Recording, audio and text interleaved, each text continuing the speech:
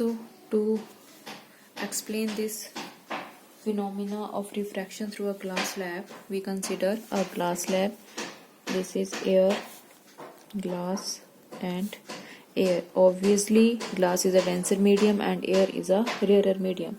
So let us consider a ray of light, that is AO, incident at point O.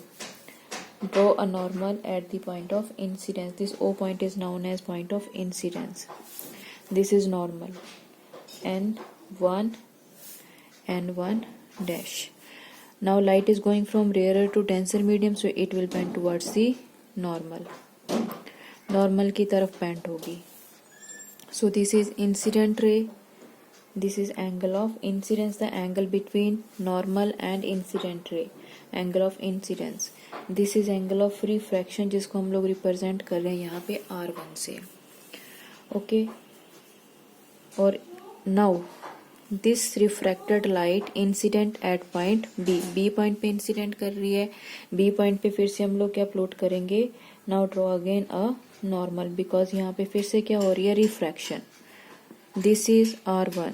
Why this is R1? क्योंकि ये दोनों angle क्या होते हैं, alternate angles equal होते हैं, तो इसको हम लोग किससे रिप्रेजेंट कर रहे हैं, R1 से. Now since light is going from denser medium to rarer medium, so it will bend away from the normal. Normal से अवे बैंड होगी. Okay. This is known as emergent ray. This is angle of emergence. Angle of emergence. Okay. अब यहाँ पे देखो, अगर हम लोग incident ray को फॉरवर्ड डायरेक्शन में प्लॉट कर रहे हैं, this is incident ray. If we plot this incident ray in forward direction, then this emergent ray and this incident ray is parallel to each other, and the perpendicular distance between this incident ray, direction of this incident ray and the emergent ray, is known as lateral shift, lateral displacement or lateral shift. और यहाँ से हम लोग perpendicular draw कर रहे हैं B point से on the direction of incident ray. This is B and this is L. और ये क्या है हमारा D. This is lateral displacement. Okay. Normal N2 dash. समझ आई डायग्राम. अब यहाँ पे अकॉर्डिंग टू स्नेल्स लॉ, बाकी देखो थ्योरी मैंने आप लोगों को पहले भी बताया है कि थ्योरी को रट्टा मारने की जरूरत नहीं है. थ्योरी जो बुक में लिखी हुई है, जब मैं यहाँ पे एक्सप्लेन कर रही थी, वही थ्योरी बुक में लिखी होती है. तो जैसे जैसे आप लोग यहाँ पे ड्रॉ कर रहे हो, प्लॉट कर रहे हो, क्या क्या कंसीडर कर रहे हो, बस वो थ्योरी में लिखते जाओ, अपने आप आर्टिकल की थ्योरी बन जाती है. Now apply Snell's law. According to Snell's law, अब यहाँ पे भी देखो स्नेल्स लॉ टू पॉइंट्स पे अप्लाई होगा. एक O पॉइंट पे, दूसरा B पॉइंट पे, क्योंकि दोनों पॉइंट पे क्या हो रही है, रिफ्रैक्शन हो रही है लाइट की. तो पहले हम लोग अप्लाई कर रहे हैं एट पॉइंट O. तो according to light is going from air to glass, तो हम इसको ऐसे भी लिख सकते हैं ANG. It mean to say that light is going from air to glass is equal to sine I over sine R1. ठीक है. इसको एंगल ऑफ इमर्जेंस को यहाँ पे रिप्रेजेंट किया हुआ है I डैश से. Now again apply this Snell's law at this point according to Snell's law. Snell's law के अकॉर्डिंग क्या होगा, GNA, light is going from glass to air, so GNA is equal to sine R1 over sine I dash. That is angle of emergence. आप इसको E से भी represent कर सकते हो. We know equation number 1, this is equation number 2. Now we know, हमें क्या पता है, अभी हम लोगों ने प्रीवियस टॉपिक में क्या प्रूव किया, 1 and 2 is equal to 1 over 2 and 1. So we can write here A and G is equal to 1 over G and A. लिख सकते हैं ना ऐसे. Now put this values in this equation, then we get A and G हमारे पास क्या है, sine I over sine R1 is equal to 1 over sine R1 over sine I. ठीक है, that is sign I over sin R1 is equal to sin I dash over sin R1. sin R1 cancel out हो जाएगा, sin I is equal to sin I dash, और angle of incidence is equal to angle of emergence. मतलब यहाँ से एक चीज proof होगी कि जो एंगल ऑफ इंसिडेंस है वो ऑलवेज किसके इक्वल होता है, एंगल ऑफ इमर्जेंस के इक्वल होता है। ओके तो यहाँ तक भी कई बार प्रूव करने के लिए आ जाता है। बाकी यहाँ से जो बेसिकली क्वेश्चन आता है आप लोगों को, that is what is literal shift, derive an expression for it and on what factor literal shift depend. तो अगर ये प्रूव करने के लिए आए, बीच में पूछा हो तभी करना है, अदरवाइज ये वाला पोर्शन नहीं करना आप लोगों ने, ठीक है। So this shows that angle of emergence is always equal to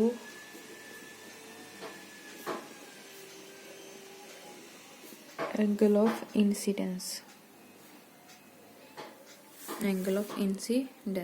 ठीक है। अब हम लोगों ने फाइंड आउट करना है एक्सप्रेशन फॉर लेटरल डिस्प्लेसमेंट और lateral shift. Expression for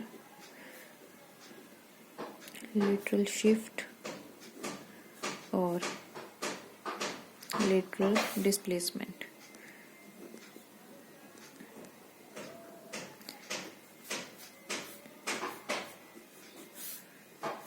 lateral displacement और लेटरल शिफ्ट। अब लेटरल शिफ्ट क्या होता है मैंने आप लोगों को ऑलरेडी बता दिया, तो अब उसके लिए कुछ एक टर्म्स यहाँ पे और ध्यान से देखो। हम लोगों ने डी की वैल्यू फाइंड आउट करनी है, ठीक है। D is a perpendicular of triangle BOL। तो पहले ये एंगल फाइंड आउट करना पड़ेगा हमें, ये एंगल किसके इक्वल आएगा। अब देखो this is normal, this is incident रे, सो this angle and this angle will B same, क्योंकि ये वर्टिकली अपोजिट एंगल है। तो ये किसके इक्वल होना चाहिए, दिस इज इक्वल टू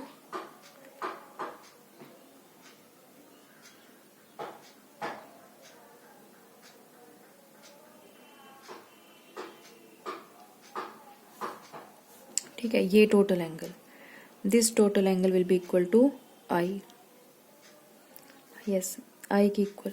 लेकिन हमें ये एंगल चाहिए यहाँ पे, तो ये किसके इक्वल आएगा, I minus this R1। So this angle is I minus R1। Is that clear. अब यहाँ से हम लोगों ने फाइंड आउट करना है sine theta.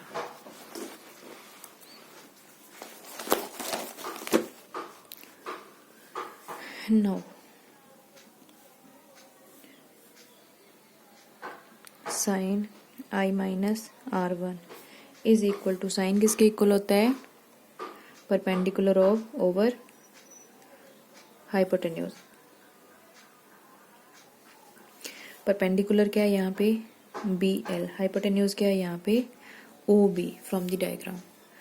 Then sine I minus R1 is equal to BL over OB, और sine I minus R1 is equal to D over OB, और D is equal to OB into sine I minus R1।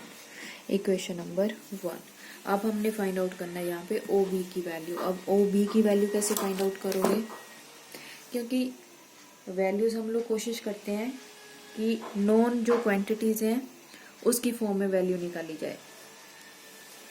तो अगर हमें BO find out करना है, so this is BO, we can find this BO from this right angle triangle and the thickness of this glass slab is T, ठीक है। तो इसका मतलब है बेस कितना हो गया, T। तो क्या फाइंड आउट करेंगे हम लोग, वही क्वांटिटी रेशो हमने यहाँ पे यूज करनी है जिसमें परपेंडिकुलर और हाइपोटेन्यूज आए, सॉरी बेस।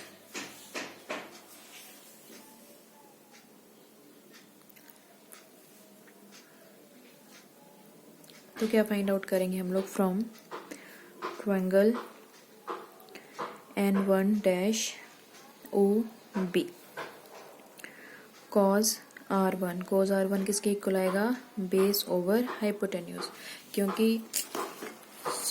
क्योंकि यहाँ पे क्या है, बेस और हाइपोटेन्यूज डायग्राम में हमें पता है बेस किसके इक्वल है, t के इक्वल, और हाइपोटेन्यूज हम लोगों ने फाइंड आउट करना है OB के equal. So cos R1 is equal to t over OB, this imply OB is equal to t over cos R1। OB की वैल्यू आ गई, now put this value in this equation. From equation 1 D किसके equal आएगा, t over cos R1 sin I minus R1। This is the expression for lateral displacement. Important topic है, exam में बहुत बार पूछा जाता है ये, ठीक है।